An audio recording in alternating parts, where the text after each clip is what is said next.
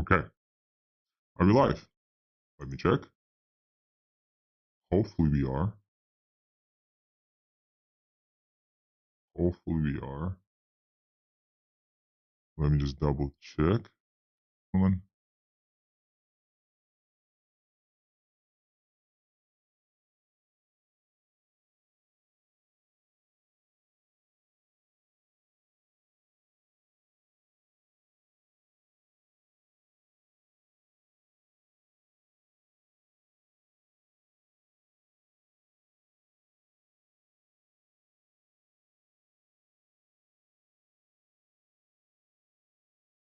Okay.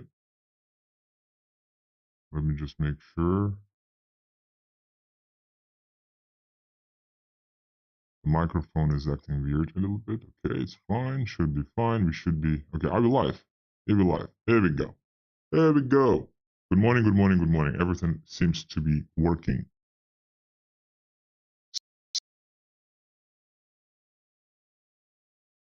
Yes. There's a call today. So what? We didn't get an announcement about the call? I think we did. Uh-huh. Let me see. What else? Boom. Do you guys see it now? Let me see if people are joining. Okay, I think some people are here. All right, so there we go. There we go. There we go. There we go. Everybody is here. I see there's no announcement. Okay, okay. Thank you so much for clarifying. I think the reason why there's no announcement is this. Let me be very straightforward with you guys and transparent. So how the Web2 situation works? The Web2 situation works in very mysterious ways. Remember how about 2 weeks ago or so we had to cancel the call because either YouTube or the local jurisdiction have been slowing certain things down. So it was just impossible to connect to the YouTube server. Again, I'm not sure exactly what happened. So what we did, since we were playing with the hardware devices for the Ghost nodes operators, we said, okay, how about we turn one of these nodes into a VPN? It's a hardware-based VPN, not a server-based, not a VPS-based. It's a hardware-based VPN. And it worked like magic. I was able to access anything from any jurisdiction based on the IP address, um, essentially, coordinated with the ISP, with the local ISP where the hardware device was located. It was working like magic. We breached the restrictions initiated by YouTube. We breached the restrictions initiated by the local jurisdiction. That's what we thought. Because 3 days ago, the local jurisdiction, it seems like, based on what we've been testing, the local mobile operator, the internet operator, started blocking that VPN that we just made. That's the power of Web 2, ladies and gentlemen. Like, to the point where I'm not sure how much signals. I mean, I'm definitely not watching any big chunks of media. Let me make a joke such as adult entertainment. So there's not exactly lots of traffic that went through that VPN. So the question is, how the hell did they find it, and how the hell did they ban it so fast? That's the reality of the situation. So what we're doing today, and the reason why the call has not been scheduled, because up until yesterday we didn't know what to do. Like, should we have a call or not? And what fixed it was the mobile internet. So while the home Wi-Fi operators are banning VPNs, the mobile operators, which are the same, are not banning VPNs at all. So crazy. The situation will change completely next week. I'm going to be yet in another jurisdiction, and then 2 weeks later, 3 weeks later, I'm going to be yet in another jurisdiction. So as again, the team is distributed, we need to travel everywhere. So therefore, it's going to be easier, and there should be not that many hiccups. So on this note, let's dive in. The agenda for the day is, let me check. So there are some things that I wanted to cover, and then last second I'm switching my mind because something was found. Where is the agenda? The agenda is sent it to Cosmos. So the agenda is testnet launch plan. So how are we planning to launch the testnets, and also recommended requirements for a node device, for a node operator. Recommended, not minimum, recommended. So these two things are something we would like to cover. However, before that, so it came to our attention some new information about stablecoins and how stablecoins work. Stablecoins work in pretty mysterious ways. Let me share the screen. So from the stablecoins, of course, you guys are familiar with some of them. You see the screen. You're familiar with some of them. Some of them are, let me just make sure you guys see it. Yeah. Okay, let me write it here. So some of these stablecoins are, of course, Tether, of course, Circle. We had BUSD, but that has been crushed by the regulators unfairly. So it was also like a Web 2.5 type of stablecoin that has been active on Binance, right? Then we also have DAI, which is the inspiration behind everything we do with Ghost, because the history of DAI as a decentralized stablecoin and essentially Ghost DAI as the project that John McAfee wanted to implement, which is standing for, the Ghost DAI stands for an anonymous stablecoin. Anonymous stablecoin. That's why it's important for us to understand how stablecoins work. And of course, the biggest emphasis and the biggest consideration for us is DAI, right? There's another one that is also algorithmic to some extent and also decentralized to some extent is Frax. So Frax and DAI, those are two decentralized stablecoins. Frax is losing its popularity, although relative to Tether or Circle, it's a freaking, like, Frax founders should get a Nobel Prize in economics compared to Tether and Circle, as far as the, novelty that they brought to the space. Okay. Now, we also have some other stablecoins. USDD, right? I think it's on Tron. True USD, right? These ones. Okay. And some members of our council has been actively pursuing Tether and Circle for partnerships. And of course, the question is, what should we do? And how do these stablecoins work? And we knew that these stablecoins are Web 2.5. We obviously knew. What defines Web 2.5? What defines Web 3 here? So Web 3 is any user can go ahead and try to maintain the stablecoin. If you dive into the documentation of DAI or Frax, you can deposit as a user. You can deposit your Ethereum and over-collateralize the Ethereum and therefore over-collateralize the issuance of DAI. Frax works somewhat different, but I'm just going to talk about DAI. So let's assume you put $1,500 worth of ETH. Thus, you over-collateralize the issuance of $1,000 of DAI, right? And that's how, therefore DAI is collateralized by a native coin. And then the question is, what if something happens to collateral? Like, what if collateral becomes very volatile? If the collateral such as ETH becomes volatile, which it is, the protection against this is over-collateralization, right? So if you have, say, $1,000 worth of DAI to issue $1,000 worth of $1,000 worth of ETH to collateralize $1,000 worth of DAI, if ETH drops by, say, 10%, there's no collateralization anymore, right? So now that's, essentially the DAI got depegged. So the DAI should be like 10% down, will drive $1,000 worth of ETH to $900 worth of ETH. Therefore, but you still have 1,000 DAI in circulation. Therefore, the price of one DAI is going to be 90 cents as opposed to $1. That's depegging of the DAI. So how they protect against it, they say, well, instead of $1,000 of Ethereum that you need to deposit to issue $1,000 worth of DAI, you actually need to deposit 1.5. So you need to deposit $1,500 worth of ETH. This is the dollar sign right here, right? In order to collateralize $1,000 worth of DAI. So if Ethereum drops 10%, 20%, up to 33%, there is no depegging, right? So that's how this works. And then they have, you guys didn't see the other part. Sorry, that's why I was drawing here. So, and you guys, and there's also some pretty interesting auction mechanism for when kind of the depegging happens. So the potential for depegging happens, what kind of the buyers and the sellers in the auction could do to profit and therefore diminish the arbitrage and therefore get the depeg back to the peg, right? So that has been the situation with DAI. Now, for Circle and Tether, the situation is slightly different. I'm not at this point of time going to be talking about how Tether is not necessarily backed.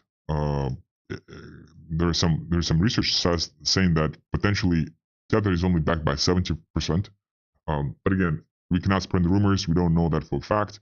And the audit reports that Tether supposedly does every single day regarding kind of the collateral and where the collateral is invested. Should we trust this or not? It's not signed by anybody. They did do one big report, one big audit report, again, by a firm. It's not Goldman Sachs necessarily, right? So should we trust it or not? That's a question. But overall, how they work, right? So they issued $1,000 worth of, like, somebody deposits $1,000 worth of stablecoins, and then $1,000 worth of Tether gets issued, or Circle gets issued. So with Circle, the situation is slightly better. It's audited monthly. They're trying to get some type of regulatory clarity, and they're trying to get licenses as much as possible. They're trying to actually move to the United States because they are a startup. Now, how does Circle as a startup makes money? Very simple. So let's assume I'm a Goldman Sachs, right? So I want to make my settlements not 3 days or 5 days. I want to make my settlements 1 day. Cool. So Goldman Sachs would then send $1,000 to Circle. Now, when they send $1,000 to Circle, probably need to lower it down.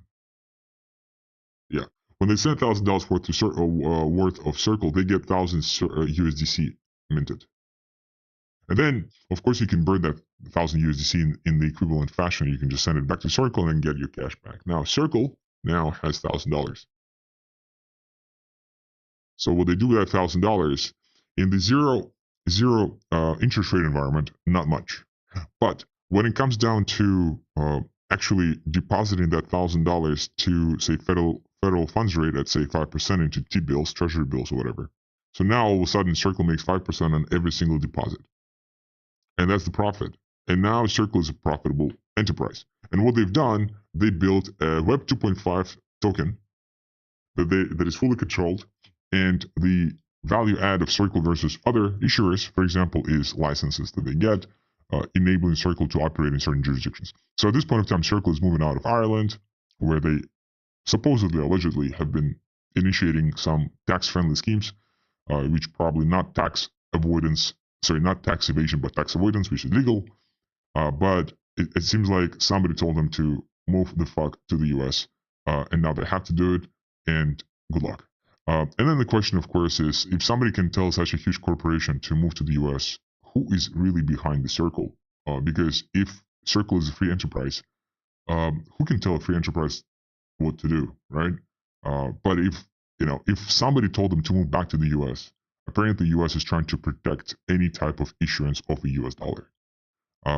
So somebody said something, and Circle followed. Is that decentralized or whatever? Of course, we kind of clearly see signs, very deep signs of deep connections of Circle to somebody within the government. Okay, fine. Let's assume I'm just a crazy one. Let's assume I'm just imagining things that don't exist in the real world.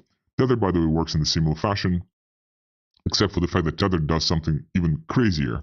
So the $1,000, so let's assume I have, like, Goldman Sachs wants to send $1,000 to Tether.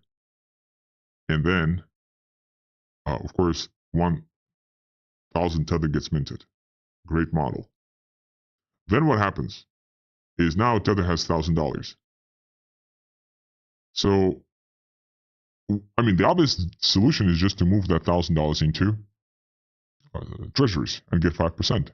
But that would be too simple. So what they do with that $1,000, they make very, very interesting allocations, such as all types of credit bonds, all types of corporate bonds, all types of VC investments.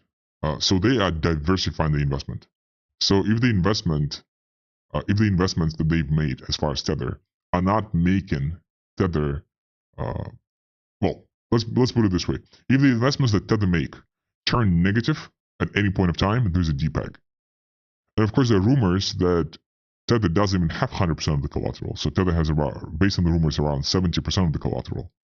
By the way, 30% of the remaining collateral that is not backed, again, based on the rumors, has been used to buy Bitcoin.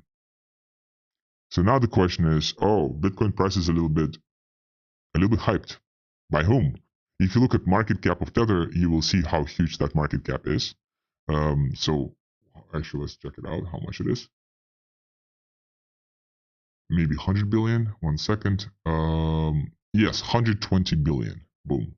So if 30% of that, let's just round it down to 100 billion, $30 billion worth of, not necessarily backed stables, like essentially air. If $30 billion worth of air, that is, on paper is $30 billion, but realistically just air, has been used to buy Bitcoin, obviously Bitcoin price will be hyped. And then, well, potentially Ethereum as well. So of course we have to be very careful with, the fundamental. We did the video, you guys saw it, right? The fundamental value of Bitcoin, like why the actual price of Bitcoin is so much higher than the fundamental value, is because some actors like Tether in particular have been buying stuff, right? Like with this. Again, that these are rumors. We don't know for sure. We're not trying to accuse anything. We're just trying to, say that there's not much clarity as far as what is happening. And of course, there's a Web 2.5 situation happening because we have to trust Tether that Tether actually has $1,000. We have to trust Circle that Circle actually has $1,000 here. And if they don't have it, they don't have it. There's nothing we can do. Too bad. The Web3 system overall called trustless. Trustless. Because you don't have to trust any third party. But with Circle and Tether, of course, you have to trust. That's why it's not Web 2. Web 3, it's Web 2.5. Okay, no problem with that. We knew that before. There's no new information. Now, let us scratch this and get to more interesting waters. Let's put it this way. The question has been, who is the customer of Tether and who's the customer of Circle? Because again, we've been, some council members have been trying to connect us to Circle, to Tether. And to me personally, it's a little bit, I'm a little bit fearful to integrate Circle with Tether. I'll be honest. Circle can freeze your funds. Tether can freeze your funds to some extent, but Circle can freeze your funds very easy. Thus, since the bridge of Ghost is a decentralized bridge, and let's assume some portion of those funds will be frozen by Circle, there's going to be a DPEG. So of course, for us as Ghost, I'll be vouching very much against using Tether or Circle, in favor of using DAI, for example, which is more difficult to freeze. Now, the situation with DAI is also quite interesting because unless you guys don't know, Circle and DAI are in a partnership where DAI spent and allocated a significant part of their collateral into Circle as well. So what happened with the Silicon Valley Bank 2 years ago when it went bust, the Circle temporarily went down 13%. So it was trading at 87 cents. Now the question is, what do you think happened to DAI? DAI was also trading at 87 cents. While DAI is a decentralized stablecoin, the new managers, the new DAO members, whoever, like the founders left, but whoever is the new people there, decided to make that amazing partnership, thus making DAI less sexy from Web3 perspective. It's still a Web3 product. It's still a great genius product, but this partnership with Circle is not helping much. So what I'm trying to say is the Web3 space currently is pretty much in deep shit. Because there's nowhere to go. And that's why at some point of time we suggested to build something like Ghost Stable, right? Like a native stablecoin based on the Ghost DAO mechanism. That's still in consideration. That's still something that we could be considering to build, contingent upon we get some support from council members, etc. Also from the community. Because as long as we have TVL and liquidity, we could be building it, no problem. But we need to make sure there's TVL. But of course, it's just like that's just the nature of the beast. That's what we're dealing with. So going back to Circle and going back to Tether. So we thought, okay, fine, these are some pretty Web 2.5 products, no problem with that. Whatever, they exist, they make money for the founders. What is the problem? Who are they really going after? Whom are they? Who are their customers? And we heard all the time, B2B. B2B is so strong. B2B. Business to business, enterprises, monopolizing the fucking Web3 space. They need to be joining it, and we need to go after enterprises. Okay, cool. So we started discovering something interesting. So let me finally show this chart that has been out here for some time. So this is the chart of Uniswap V2. Top 10 token holders of a specific LP called USDT ETH. And as the dev team who found this chart said, no comments. Because what you would think to have a pretty decentralized holding of Tether versus ETH. Now, let me just explain what this pair means. Like this pair, this LP pair, liquidity pair, it's literally called LP, on Uniswap means that if you want to trade through Uniswap, which is a decentralized exchange, and you want to make a trade from Tether to ETH or ETH to Tether, the holders, right, these holders will be making the 0.3% fee on the DEX. And kind of the idea was, well, it's probably retail users who are behind this LP, right? And of course, we need to do deeper study on what really is happening, like how decentralized this, how decentralized is the control of this LP is. But essentially, this address, like just visually, is about 33% of the entire LP. Now the question is, who is this address? We need to find out. Maybe it's SushiSwap. And then if it is SushiSwap, we need to do a similar diagram for the SushiSwap holders. If it is Aave Compound, which is also decentralized protocols, absolutely fine as well. And then let's see who controls, similar LPs on Aave and Compound side. But something is telling us, unfortunately or fortunately, that lots of these LPs, lots of these LP holders are at the end of the day VCs. And then the question is, if eCircle is an enterprise product, it is. And if Tether is an enterprise product, it is. Who are these enterprise products making money off? And here is our logical chain of assumptions. So you got angel investors. Okay, now these angel investors contribute funds to VC funds. Right? Now these VC funds decide to invest in startups, Web3 startups, whether they're Web3, Web 2.5, doesn't matter, Web3 startups. And as you notice how Web3 startups can raise, quick funds, like with no product, with no market adoption, with nothing, they can raise $30 million. It's not unheard of. It's like it's so average. $50 million, right? No product, no adoption. $10 million. Like these raises are crazy compared to Web2. Absolutely crazy. And to this day, we're still wondering how is that possible? We of course think connections. We of course think some dirty thoughts as far as what's happening with this money and how this money goes back to the VC funds. Okay, now this money is raised. Guess what is the requirement? So I'm a startup. I raised $30 million.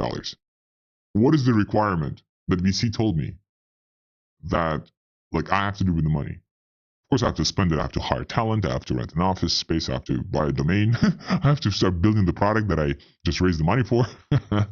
But where does this money go to? So the VCs tell them, listen, this $30 million, you can do 5 million operating, turn this into cash, do whatever, hire people.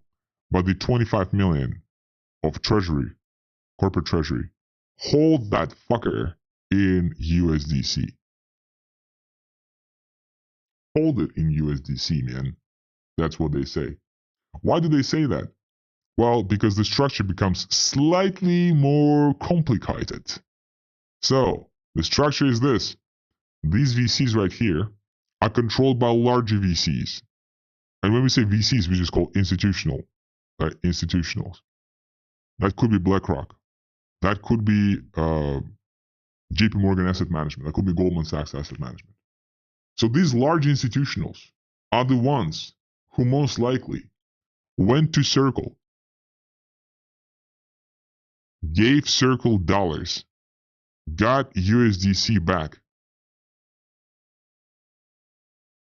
And when they got USDC back, they are the ones who then own the LPs, the liquidity pairs, of Circle versus ETH, Circle versus Matic, Circle versus AVAX, and so on and so forth. And therefore, they are the ones who, like, when the corporate treasury from $25 million here in this specific example starts trading, because they can't just hold Circle, right? Like, they probably get ETH, convert that to Circle, then like convert it back. Like, they kind of do things with the treasury. Like the treasury team, maybe holding everything in Circle, maybe not. In any case, when they trade that Circle, it's the LPs who make that 0.3%. Right? On every single trade. Slowly, again, it's not necessarily like, how to say, it's a fair play, right? Like, 0.3%, whatever, it's fine. But 0.3% once, twice, 3 times, 4 times, 5 times, 10 times, that's pretty much accumulate. Right? It accumulates into something proper. And those are the fees that go back to the institutionals, because if institutionals control the bulk of the Circle to Tether pair, and again, we need to dive deeper, but that's what it seems like at the moment, then the question is, who is a fool? Who is the system against? Who is the system trying to fuck, in plain English? And the answer is angel investors. Of course, now there's a premise, well, angel investors, how they made money. Well, they probably make money from retail, right? You have like a small retail store or a small business, whatever. Retail gives you dollars, you give them services, and then these dollars from retail then goes to the LPs. So to the institutionals right here. Case closed. Case closed. So this is the enterprise game that Circle and Tether seems to be playing. Again, we're not trying to make any accusations. That's the business model, good or bad. Not for us to judge. We're not ethical enough to judge this, or we're not the committee of the ethics in this world. But this is, of course, like if Web3 has been created to milk angel investors from perspective of stablecoins, question: do you guys want to live in this world? That's all. Like, do you want Web3 tools or Web 2.5 tools to be used in this fashion? And angel investors in most cases don't know any better. They don't know any better. Because what happens with VC funds, let's assume VC funds, it also would be nice to know the statistic, but something is telling me that VC funds are underperforming the S&P 500. Something is telling me that. After the fees, because VC funds also take 220 or 110, whatever, of the management fees. So at the end of the day, angel investors, people with the money, middle class, is getting fucked. On this positive note, I'm sorry for such a negative morning as usual, but Cosmos wrote a nice piece yesterday on the recommended hardware requirements and overall the testnet launch plan. By the way, any questions before we move to the ghost? Zafiro, lol, your laugh sounds really evil with this voice filter. Yeah, I'm just trying to emulate how the how the BlackRocks of the world are laughing at us. Oh, we gave these idiots the Circle. Oh, let them trade it. We gave them idiots Tether. Oh, let them trade it. And let us make money on everything they do. On everything they do. They're referring to us middle class, lower class, anybody who is not, top-notch billionaire, etc. And I think that's what John McAfee has been fighting against. He was definitely invited to those circles. He was definitely invited to, participate in these schemes. And I'm pretty sure,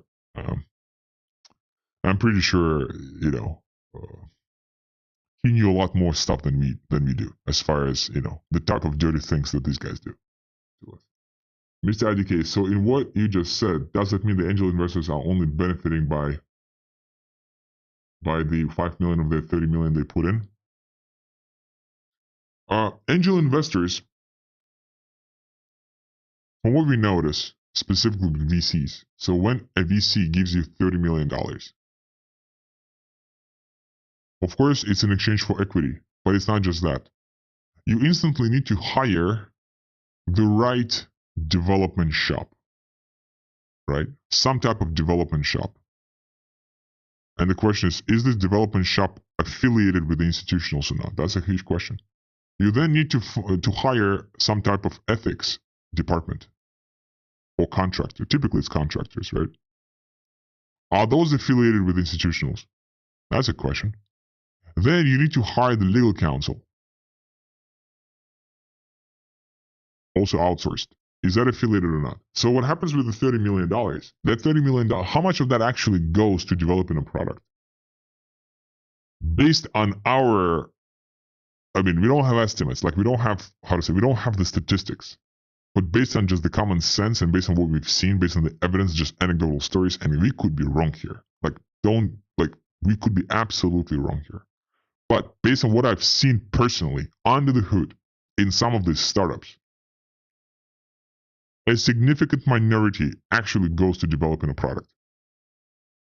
And significant majority goes to some bullshit freaking expenses that my team needs to do lunches and we have this catering company that does it. We have this dev shop that does it. We have this legal counsel that does it. We have this DEX.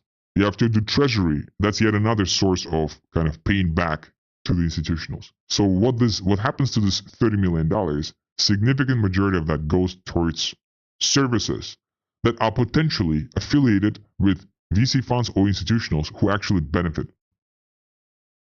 And the loser here is the angel investor. Right or wrong, we don't know. We don't have statistics. This is a pretty serious accusation. But where does it happen the most? If you look at the VC market in Europe, it's super non-developed. Good luck raising money in Europe. Same thing applies to Asia. It's becoming better in Singapore and Hong Kong, I believe, but I'm not sure. Japan, out of the question. Asia, outside of Singapore, Hong Kong, mostly out of the question. Russia, out of the question. Africa, obviously out of the question. Nothing happens there. As far as like when you look at the VC deals in Africa versus United States. So it's United States that is significant majority of all the VC deals. So that shit happens in the US. That's what I'm trying to say. And then United States comes out with laws and regulations trying to regulate. I'm not even gonna go there. Who is trying to regulate and who is trying to really lobby the laws there on that front. Don't want to go political. I just want to go business here. Right? So pretty serious stuff. We had an opportunity to sell Ghost to a VC in 2022. And the offer was sell us the whole fucking thing and we're going to pivot this to the enterprises. We're going to pivot the tech to the enterprises. We didn't get what's it called? A term sheet. But you know how the term sheets work. You talk about the term sheets first. Right? And then once you agree and you have a handshake, then the term sheet is being printed with specific terms. So we did not get specific terms. But throughout the discussion, that has been the ideas that we as a team behind it and some council members behind it rejected with our deep hearts because that's just not good. Because we can absolutely build another Web 2.5 product, no problem. But listen, like if we are not the ones to change it, who will be changing it? So of course, fundraising for us is not easy. It's very, very not easy because we made it not easy. But we made it not easy on purpose because once you take VC money, that's it. That's it. Let alone significant majority of that VC money will not go to the product development anyways. And last thing on this, you can look at the majority, like you can look at how much funds have been raised from the VC deals over the last 7 years in the Web3 blockchain projects, startups, whatever, and then look at the monthly active users, cumulative. Like it's probably going to be, I don't think it's going to be $1 trillion, but it's definitely going to be billions. Like, and not like 1 billion or 10 billion. It's probably going to be like hundreds of billions of dollars invested in Web3 blockchain projects over the course of like 7 years since 2017. And what did that result in from perspective of like monthly active engagement on these products? And if somebody tells me, well, Circle did it successfully, Tether did it successfully, fuck yeah, they did it successfully. There's a great business model because angel investors still exist. If that's success, is a business, fine. If this is the value you want to bring to this world, fine. I'm not here to judge. But Web3 Bitcoin was not made for that. And Ethereum was not made for that. And even Uniswap was not made for that. Right? We either take this in our hands, our controls, or what's going to happen is the middle class will be slowly dissipating. It's going to be low class and upper class. For a very, very long time, the biggest difference economically between developed countries and emerging countries have been emerging countries did not have significant middle class and developed countries did. But if you're going to kill the middle class, and it is being murdered right now, then there are no developed countries. They're all emerging. All countries will be emerging countries. And if you want to live in this world, fine. We don't. We can fight against that. So, okay. On this note, let's move to the minimum requirements. Let me just erase it all. To the minimum requirements, not minimum recommended requirements. So Cosmos made this post. Please read this through. It's very important.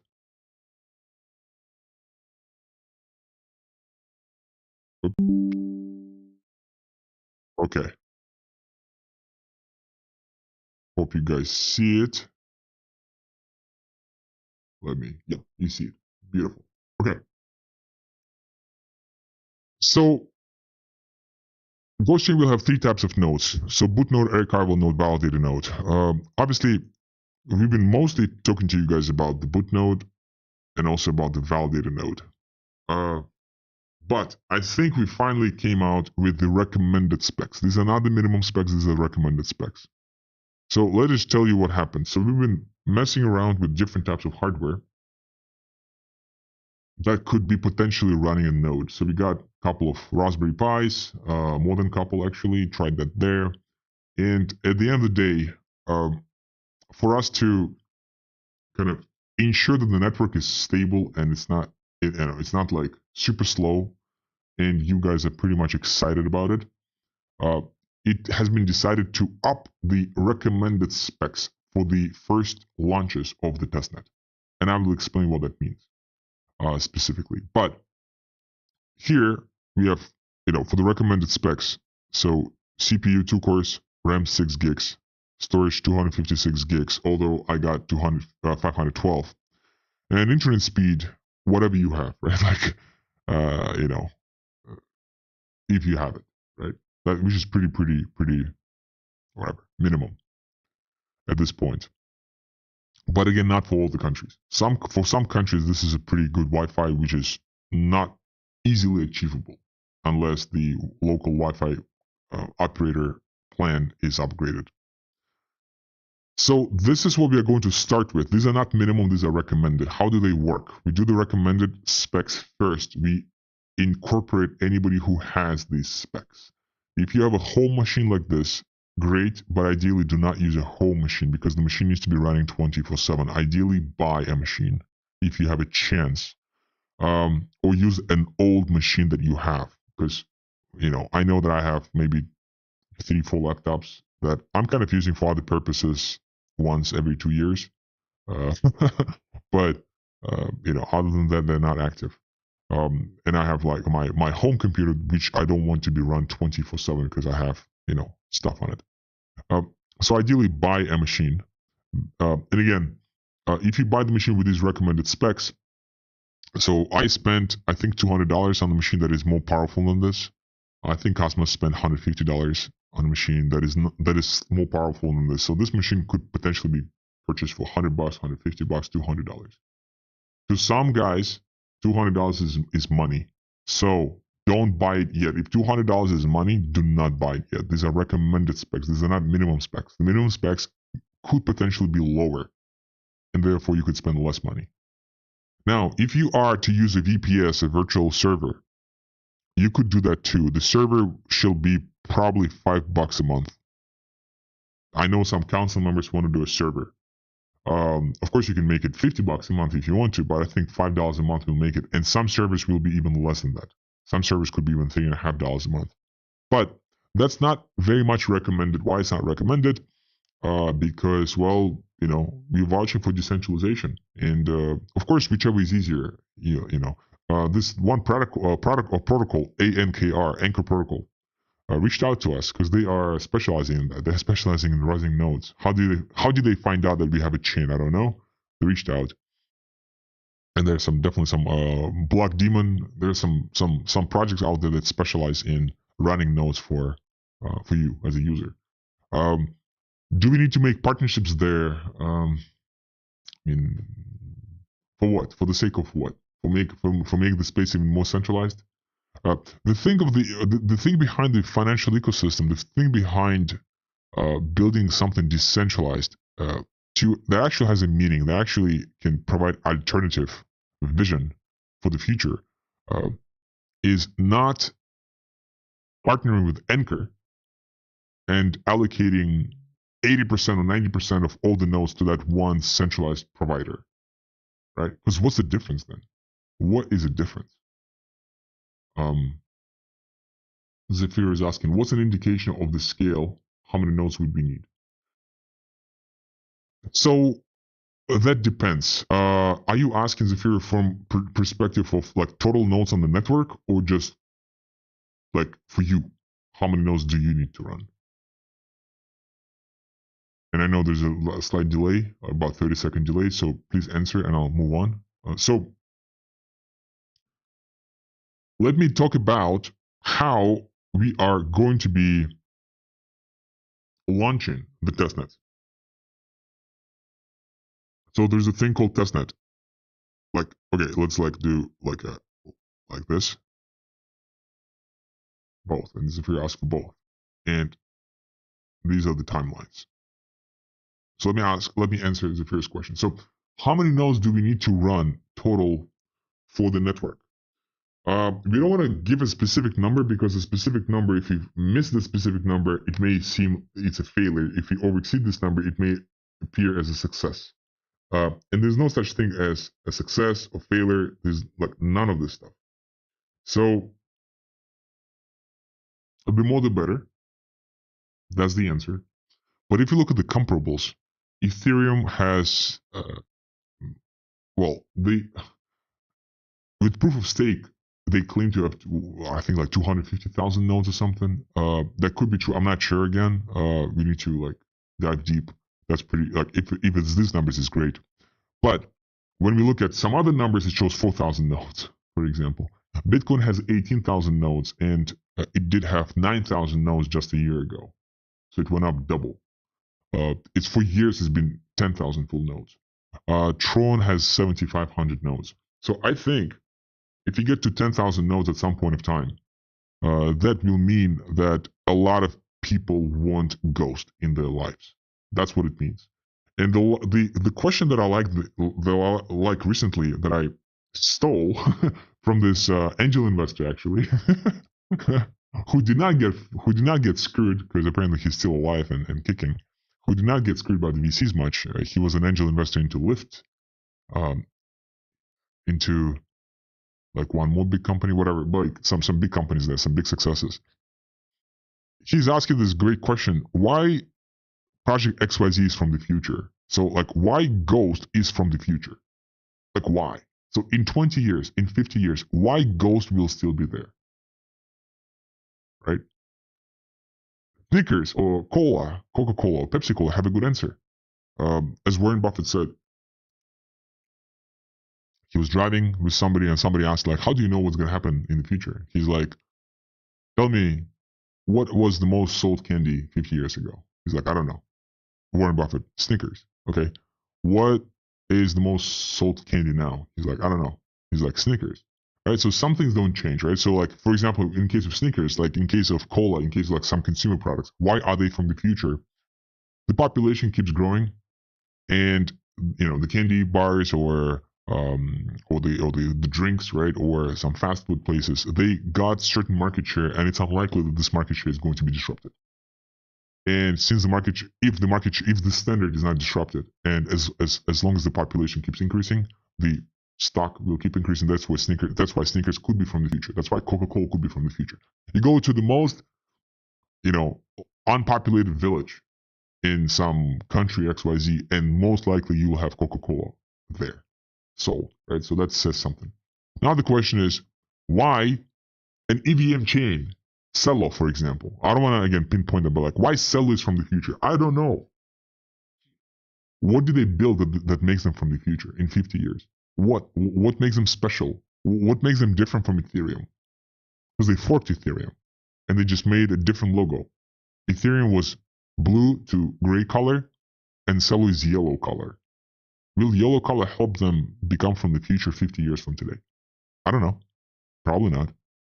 Right? And most other forks, why are they from the future? Why is Solana from the future? Well, they are from the future if Web3 fails. If Web3 revolution fails, Solana is from the future. And Avalanche is also from the future if Web3 revolution fails. That's the bet that they make. That's why we don't like Web 2.5, because that's the bet. They are profiting on this bet, and they are actually killing the Web3, making making themselves rich. Then the question is, what makes Ghost from the future? And I believe a lot of things. First of all, obviously, completely new architecture. So it's connecting, kind of betting on the fact that the Web3 population will be increasing, and they will need cross-chain communication between, and anybody can maintain that communication. So it's just a layer meta that is decentralized, connecting all the decentralized islands together, right?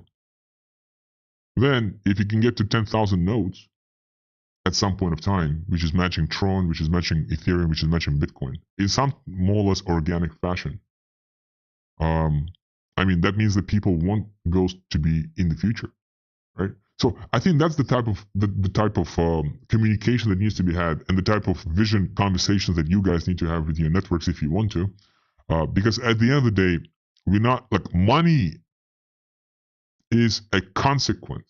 Profit, upside, everything will be a consequence of proper market adoption, of proper user adoption. And therefore, the question, the answer is the more the better. I don't like nobody likes this answer. But based on the number of nodes, we will see what the interest is in Ghost as a vision, in Ghost as a series or as a suite of products, in Ghost as an ecosystem that we are trying to build. And yes, we're tiny, but we are kicking, we're fighting. We have a very, very strong endpoint that we're trying to get to. And then if we successfully able to get there, it will be kudos to all of us. That's the difference. Zafir, you come every week. Mr. Adike, you come every week. Thank you so much. Your support really helps. It's us that will be building it together. We as a team here just exist just to build the tools. But the tools exist now. What about who will maintain these tools? Who will run these tools? Who will spend time, resources on running these tools? It's you guys, right? So that was a very long answer to to a very easy question. How many nodes do we need? But it's important to answer in this specific framework, right? In the context. Now, as far as the timelines of launches, so we will have we'll have many testnet launches. So let's assume every 2 weeks, this is 2 to 4 weeks, 2 weeks, 4 weeks, 6 weeks, 8 weeks, 10 weeks, right? So every 2 weeks, we're launching a testnet. People who have the recommended specs are welcome to join, and then the specs will be slowly lowered to the point where we will all say, okay, we should not be lowering them anymore. We should keep them as they are. In order to start participating in being a validator, originally we will just airdrop 1,000 GMV. We're not going to be doing any swaps yet. We'll just be having 1,000 GMV, 1,000 Ghost for everybody who runs it. It does not mean that those 1,000 GMVs will actually be translated into actual airdrop, right? This is just everything testnet, everything testnet.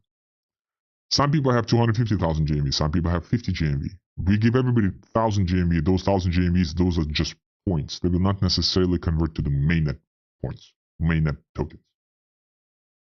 Now, 1,000, that's what we will have as validators initially. And the goal is just to run it.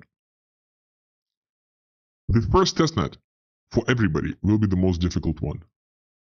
Some people will join here V1. Some people will join V2. Some people will join V3. However, once, let's assume you need to spend 10 hours, hopefully less, 10 hours to run the first testnet version. It will take you forever. Let's assume 10 hours. Some with our help, some with instruction help, some with whatever. 10 hours. It's probably going to take an hour, but let's assume 10 hours. In order then to run from V1 to V2, this will take you 1 minute. This will take you 1 minute. Because it's going to be the same commands. All the software will be already installed. All the packages will be installed. All you have to do is run 2 commands to compile the node together, and now you're up and running. Now you're part of the new network. Every 2 to 4 weeks, we're going to be launching a new testnet. So once you join, you have testnet, let's assume you join testnet 4, version 3, right? You join here. So we say, okay, 2 weeks later, it's V4. Maybe it has new functionalities, maybe it has new users, maybe it has lower minimum specifications of the hardware device. Whatever that is, it will take you 1 minute to upgrade to a new testnet. And we will slowly be launching things. By the time of V4, V5, we will not just launch the Ghost testnet, but we will also launch Ghost DAO testnet on multiple testnets. Maybe on one first and then slowly but surely. So after every single testnet, we will be adding some new stuff, new things, new features. And we'll get to the point where, let's assume, I don't know, V10 or whatever, V12 or V15, whatever, right? Let's just say V10 to V20, right? We will have, by whatever the week, I don't know, XYZ week, right? We will have the entire Ghost ecosystem run on testnets fully. And you guys will see exactly what it is. It will have user interfaces. It will have the dApps. You will see how Ghost DAO interacts with Ghost Chain. You will see how Ghost DAO on one chain interacts with Ghost DAO on another chain. So we'll have these, all these functionalities. And the acceleration of deployment will be completely correlated with how many nodes are running the chain. If we see that we only have 10 nodes right here by version 3, version 4, we'll be reconsidering everything. Then nobody needs it. If on the other side, we see 100 nodes running, because of the 10 nodes, how much is the team? Of the 10 nodes, the team will probably be 5 or maybe 8, right? So we have 2 additional nodes. Okay, maybe the community doesn't want Ghost. If on the other hand, we will have 100 nodes right here, for example. Okay, now we're like, whoa, people need it, right? So we need to ourselves understand where we stand. How much we want this, how much we don't want it. Are you guys going to be telling your networks? Are you guys going to be running it? Slashing mechanisms, uptime, all these other things. So this is the rough idea of the launch of the testnet. Majority of products promised to the council will be fully deployed, although they have been deployed before already. All the code base is finished in pieces, so everything is delivered based on the agreements we signed. But by the end of the year, all of that will be pretty much delivered as one piece. And it will be for us to decide what to do next.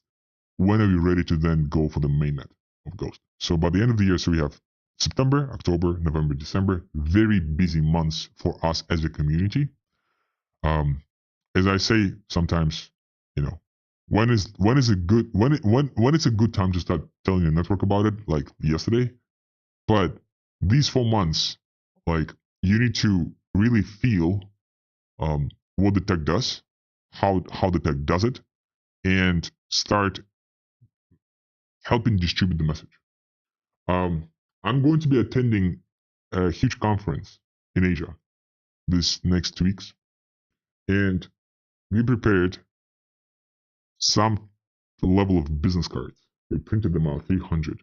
We will share the design with you guys, and would love your feedback, because what could happen is maybe you guys could print these cards locally and start distributing them locally. So Cosmos will share these business cards with you sometime later today. It has a mathematical problem on it, and if you solve it, you get a code. And then when you get a code, you put the code, and then you can claim the GML and be part of something. I forgot what, but the Cosmos is still working on the page, and the team is still working on that page that it leads to based on the QR code. But the password to the QR code is the solution to a math problem. So we'll share the designs with you guys, ask you what you think, and if you think it's good, maybe it's a good idea to start printing these cards locally where you guys are and just distributing them locally as well. Last question from Zafiro. Could you please repeat and how we can help in first instance programmatically? What do you need from us? Super short term. Super short term. We need to as a community decide how many nodes we can run based on the recommended specs. Because recommended specs will be fast enough to have 6 to 8 block production time, which is what we're targeting. So therefore, whether it's your home machines with like 6 gigabytes of RAM and storage of 256 SSD, or it's your your machine you can purchase. Essentially, we need to figure out how many people are willing to go this way. So, all right, Zafiro, I really thank you so much. Mr. IDK, thank you so much. Whoever, Josh, I think you're here as well. So, guys, thank you so much for participating. Yeah, the next 4 months is going to be a roller coaster. Trust me. Like what has been before, like it's never been. It's not. What's going to happen in the next 4 months? We were not ever that busy before with Ghost, as far as the community, because we've been pretty busy with Ghost NFT, like those maybe 6 months or maybe 8 months after the launch of last year, between February and August. But that was more activity and that was more like new members. But what I'm talking about, the core community will be very busy. You guys will be very busy in the next 4 months. So please prepare, take a week vacation or break, because starting September, it's going to be lots of things needed from you guys as community, so we could start finally getting Ghost to the public. On this note, thank you so much. See you guys next week on a new Wi-Fi with no issues. And if you have any questions, please put them in the Ghost Rails.